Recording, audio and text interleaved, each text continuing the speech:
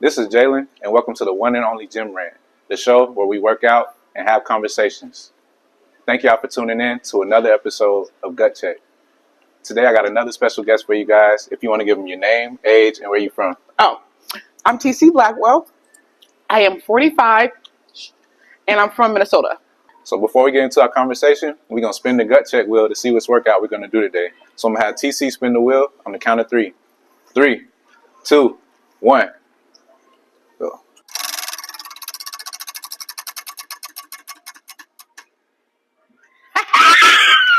Dang. We got hit again. You ready? Yes. Let's go. All right, y'all. So we got hit today. We're going to start out with some burpees. My first question for you. So what brings you joy in life? What brings me joy? I would say fitness. Okay. I would say not my kids, though. No, they don't bring me any type of joy. I would definitely say writing, because I'm an author. So writing and helping others succeed in life. Helping others succeed. So you like to give back? Give back. Yep. Give back. Give back to the community. Give back to my peoples to make sure they succeed as well as me. That's real. Yeah. Okay. You say you're an author, right? Yes. So what about writing brings you joy? Oh, man, I've been writing for almost 25 years. Mm. And so getting my thoughts on paper helps a lot to deal with life circumstances. And putting words on the paper and helping other people, like, because I know I'm not the only one that goes through stuff. Yeah. And so if I can write it down and I can give somebody the inspiration, like, wow, she went through all this and yet she's still here and she has this, personality. And so I feel like that I have a story to tell. Yeah. And if I tell that story, I can help someone, maybe even save their life. And so that's my goal, is to write these stories, give inspiration, and also help other people too, because I have a publishing agency. So I help other people too bring their story to life through pen and paper. Mm. Yeah. One thing I noticed about writing, because I just started going to therapy about a month ago, and she had me start journaling. Oh, yeah. So journaling has definitely been therapeutic for me, just as a way of expressing, how I feel, the things I'm going through, and just getting things off my chest.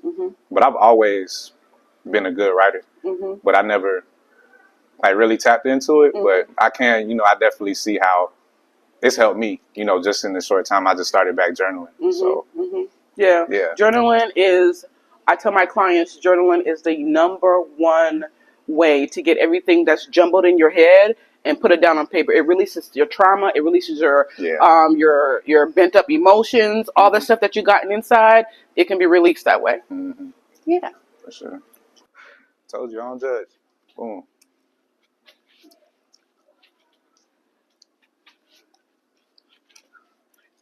There you go.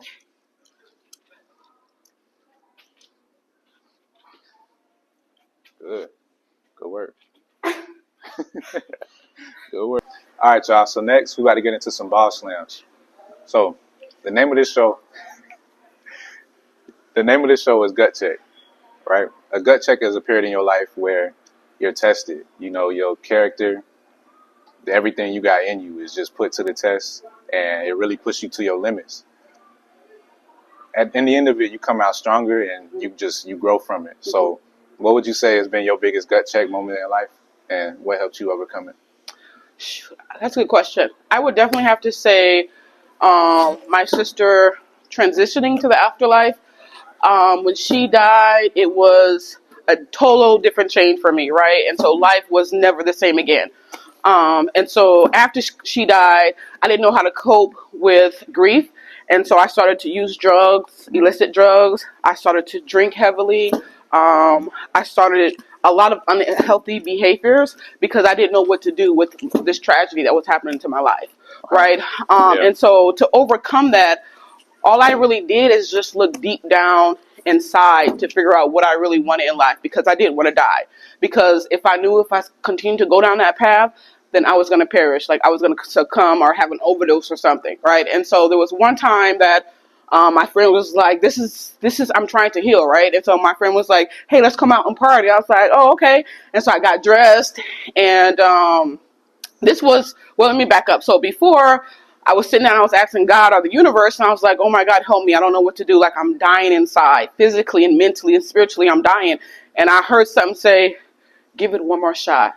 And I was like, whoa, because it just came out of nowhere, right? It just came out of nowhere. I was like, oh my goodness. And so after that, that's when I was like, I completely changed. I started going to health. I started going to the gym. And so I wasn't really fully there yet. And so my friend was like, come on, let's go party. So I was like, okay, because I was bored doing the same thing over and over again. I wasn't making no progress, even though I was going to the gym and eating healthy and I stopped the drugs, right? And so I got dressed and I got into my car and my car wouldn't start. Mind you, this is a brand new car. So I was like, what the hell? My car would not start at all. So that was a sign for me, like, get your ass back. You know what I mean? Go start journaling again. Go back to the gym. And so I switched out of my Hoochie Mama clothes and I got on my gym shorts and I went to the gym. And that's how I overcame it, by just looking really deep inside and figuring out what I want in life. Wow. Yeah. Wow. I'm sorry to hear that you went through those things, Yeah. but I'm glad you came out on the other side. You stronger and you better from it. Yeah. That's beautiful. We got 10 Ball Slims. All right. You touched on a good point that a lot of people don't think of. That journey, that process of building and growing, it's not always fun. It's a lot of times it's boring because it's the same thing day in and day out. So it's not that much excitement, but I'm sure you can attest, when you get to that other side and you look back at where you come, that's when all the joy and excitement comes from. Yeah. It's just the hard work I put in. I'm seeing, the fruits of my labor. Yeah. And so now I don't even, like, I see alcohol in the stores where it doesn't even bother me at all, because I have, I've graduated from that, right? So I put in the inner work. I put in the journaling. I did crying. I did everything that you can imagine. I went to therapy. This was a long process, and it doesn't look like unicorns and motherfucking rainbows. This shit is hard as hell. But my thing is that it's going to be hard, right? So there's two hards in life. You have to pick your own. Either it's hard going to doing drugs. It's hard doing alcohol because it has an effect on your body, your spiritual, and your mental, right? It's hard, like, not going the path. And it's also hard going the path, right? It's hard going to the gym when you don't fucking feel like it because your muscles. It's hard drinking a lot of water because you want to drink pop, But because I've been doing this for so long, my body rejects any of that. I can't even eat a hamburger now, right? So I went vegan. And so my entire life changed. My mind changed, the way I looked at it. And this is hard. But the difference between the other hard and this hard is that I feel more better in life, right? And I know that on the other side of this hard, I am going to succeed. And I'm going to get everything I want in life because I'm trying. And I know in my mind that all you need to do is continue to go to the path and you'll be great. Why are you smiling? Yeah, that was real. That was so real. Yeah. I couldn't have said that better myself. Thank you. You got to choose which hard. Yeah. Either way is going to be hard. Either way is going to come with its own struggles. So why not choose the route that you know is going to benefit you and you know will better you? Yeah. Yeah. All right. How many we got? We got 10.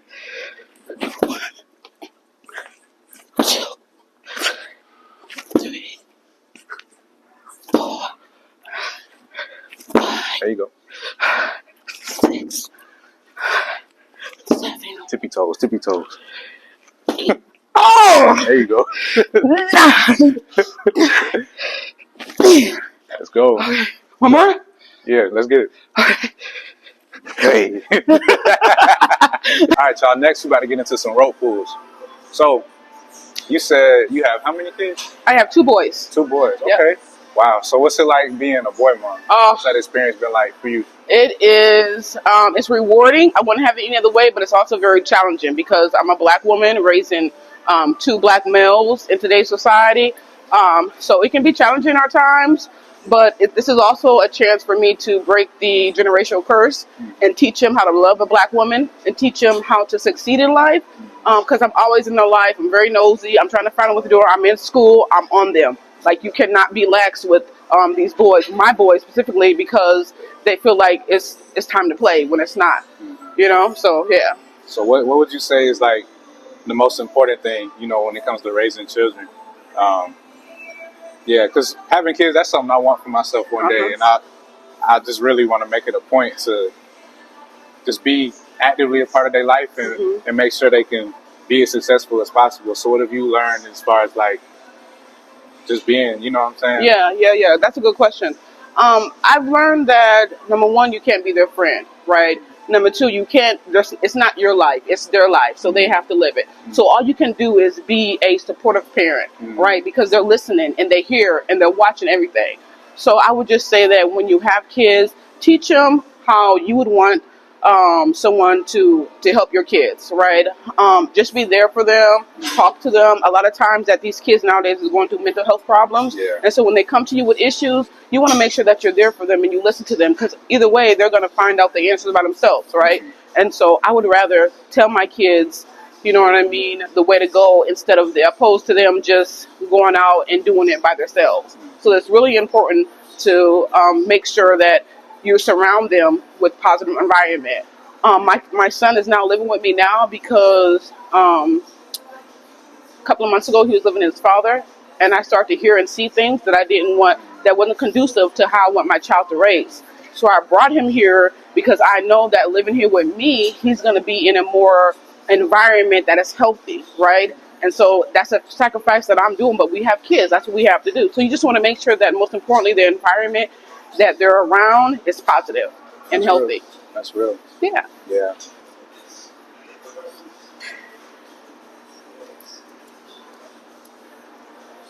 Good.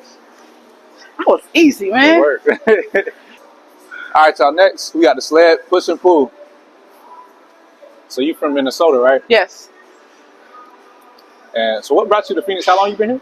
About 13 months. 13 months. So would you prefer the hottest day in Phoenix or the coldest winter day in Minnesota? I would say I'm good with the abominable snowman.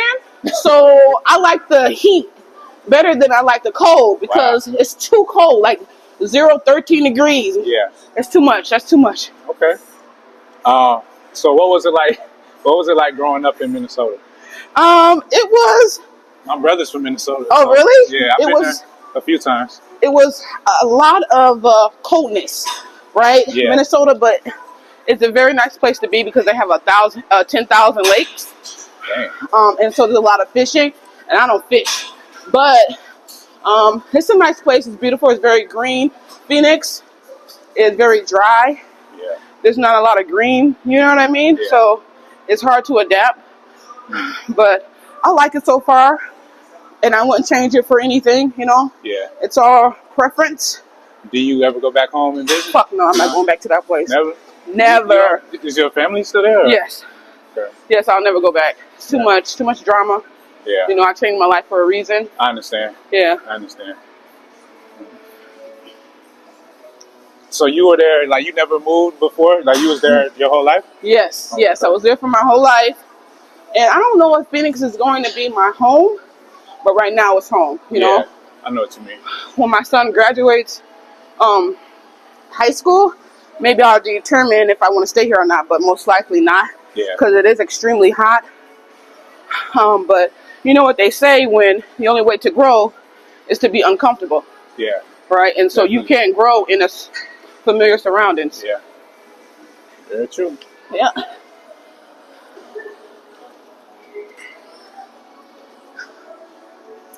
All right, y'all. So next we got box step ups. So you're an author. So how long have you been into writing? Oh, I've been writing for about 25 years now. Okay. Yeah. So was that something that you always was into, like even when you was younger, or did you just kind of like find it? Yeah, no.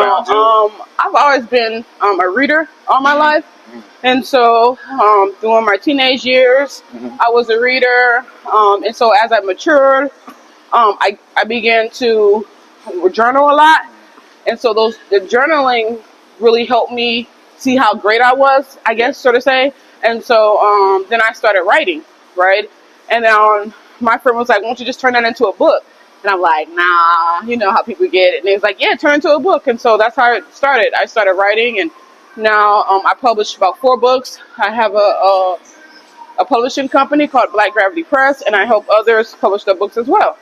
Okay. Yeah. So what kind of writing do you like to do? Is it like nonfiction? Is it poems? Like what? No, I write, right now I'm writing humor. I have 3 books published. it's a hypothetical series. So it's called, the first one is called Hypothetically Crazy Shit I've Ever Done. I did not shoot at that police officer, okay? It wasn't even a real gun, it was a fake gun, but you gotta read the book, okay? And then the second one is called Hypothetically Crazy Shit a Man Has Ever Told Me. And then the third one is going to be published probably in the next 2 to 3 weeks because I'm in the editing stage. The third one is called Hypothetically Crazy Shit My Kids Have Done, right? And I do have another book. It's called Lies Behind My Eyes. And I have my publishing company for about 4 or 5 years now. And so it's my baby, and I really love helping people publish their books. So if you need help publishing your book, or if you need some help writing your book, I am a writing coach. I do this for a living, right? So get at me at tcblackwell.com, or you can go to blackgravitypress.com, and let's get this working. Nice. Yeah. Nice. So you starting your business and your publishing company, what was that process like? It was hard at first, but because I was really passionate about it, I decided to seek help and seek guidance. So I did get a business manager who helped me out a lot. So I didn't think that I could do it because it was so much. I didn't know anything about owning a business or anything like that. But after careful research, I never gave up. And so now my goal is to be one of the top 5 publishing companies. And so I'm going to get there. Yeah.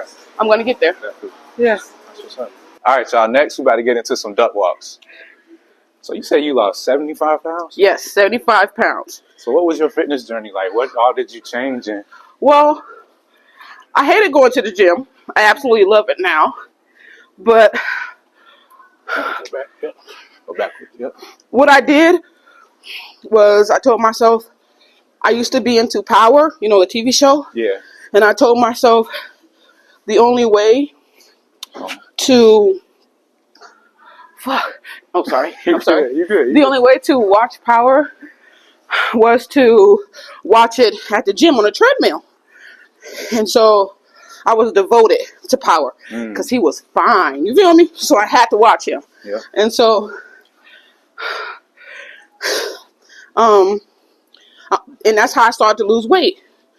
And then once I seen it working, I was like, oh crap, this is working. So I started to change my diet. And I stopped eating after a certain time. And I only ate between like 11 and 7. And that's when the weight really started to drop off. So then I got a coach, and then I fired him. And then I got another one.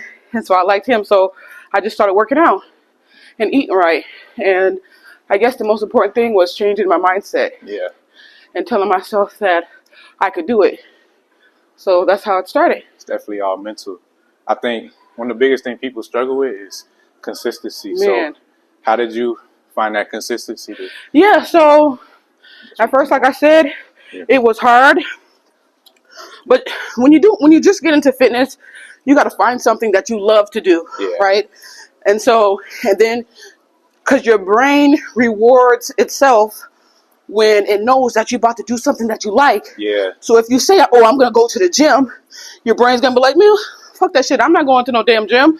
But if you tell your brain that you get to watch Power when you go to the gym, your brain's like, hey, come on. Now I want to watch Power. So you got to kind of trick your mind. Yes. And you got to make sure that's how I stay disciplined. And then I didn't even change anything the way I eat. I promise you I didn't. All I did was go to the gym. Because I was starting out, I only did it like 3 days a week. And so Monday, Wednesdays, and Fridays, no matter what. And then it fucked me up because when Power went off, I was like, oh man, what I'm gonna do next? I need to binge something. So I went on Netflix and I found How to Get Away with Murder. And so I watched that entire episode at the gym, and I only watched it at the gym. And that's how I was able to stay consistent. So did you start out doing a lot of cardio and then you got into weights, or were you doing it all? Yeah, I didn't know anything about weights. So I did cardio because I was intimidated by weights. And so I began to watch YouTube videos and watch influencers. And so I kind of like followed them, and I got their programs, like $15 or $20. All of this stuff that I'm talking about doesn't have to cost money. You know, all you need to do is change the way you think about it, and your entire reality would change. And so Then I was able to pick up weights, and I was like, you know what, I can do this myself. So I went to school, try to be a personal trainer, and that's how I took off. Mm. Yeah. Okay. All right, y'all. Now we about to cool down, stretch it out. One last question. Um, Earlier, you talked about your own personal gut check, the things you went through, and how you moved past and overcame them. There's plenty of people out here who are going through their own gut checks and in these situations right now, and they ready to give up. You know, they don't know which way to go, which way to turn to. So, if you could say anything to that person to push them to keep on going, what would you say? I would definitely say that always remember to choose your heart, right? So like make sure that's at the forefront. If you quit and you be stagnant in life, it's going to be hard because you're not going to go anywhere, right? However, if you choose to go back to school, if that's what you want to do, if you want to lose 50 pounds, if that's what you want to do, if you want to write a book, hit me up, tcblackwell.com, if that's what you want to do, right? So it all depends on the heart that you choose. Life is hard. Life is going to be hard, right? But it's the perception that you have, the reality. You can definitely change your reality. All you have to do is change your mindset. And I think it could be done. Listen, if I did it, drugs, alcohol, partying, I mean, I was doing everything that you're seeing on TV and probably more. If I can change my entire life around, you know what I mean? I know you can do it too. Anyone can do it. And I'm stubborn. So all I have to say is just continue to be the best version of yourself. And then after that, everything is going to start changing around you. Thank you. Yeah. Um, yeah. Yeah, that was another episode of Gut Check. Again, thank you so much for being on the show, TC. Thank you for having me. Appreciate having you. You Thank you. made a lot of great points, and you said some things that I'm like, dang, like you choose your heart. I've never heard that one, but Yeah. it makes so much sense, and I think it's going to resonate with a lot of people. Okay. I Good. appreciate that. Any businesses, well, of course, but if you want to let them know your socials, your website. So you can reach me at tcblackwell.com. That's my my author website. I also, like I said, I have a business, Black Gravity Press. That's my publishing website. If you need help writing a book, if you just need someone to talk to about your writing, you don't know which way to go, and you're stuck and you're snagging it in a place. My first book took me 25 years. My second book took me 90 days. So there is no excuse, right? So just hit me up, blackgravitypress.com, tcblackwell.com. Send me a message. All right. Thank y'all for tuning Bye. in. Make sure y'all comment, like, subscribe, and we'll catch y'all next time. Y'all be safe. All right, bye.